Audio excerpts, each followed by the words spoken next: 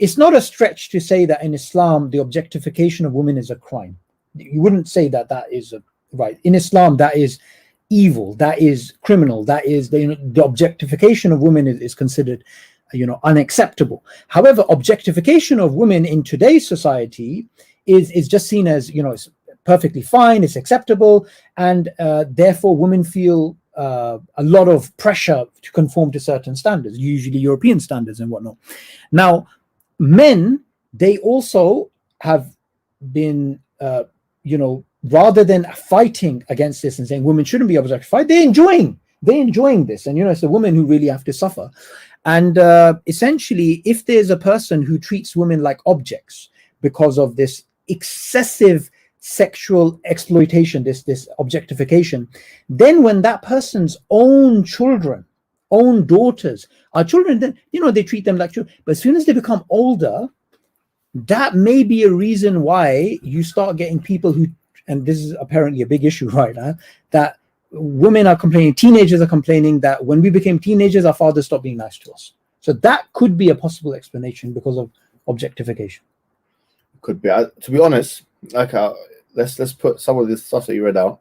A lot of it has some assumptions that we can't grant.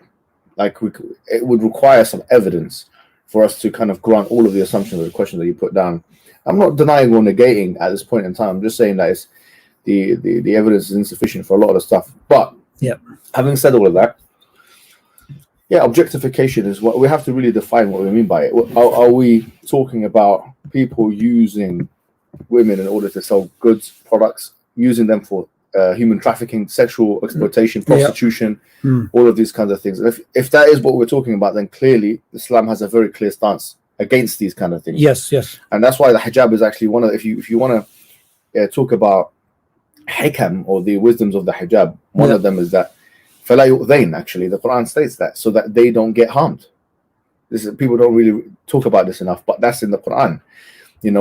There's 2 verses that talk about covering up, and that's one of them. And so in other words, it's to prevent sexual objectification and commodification.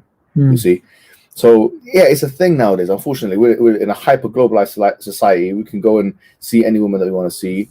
With the proliferation of pornography and stuff like that, everyone has got access to everything now. And so even if you don't have a phone, you're just driving around, what do you see? Yeah, exactly. Posters, this. You can't go to the supermarket without something. It's just continuously there. That's true. Now, in terms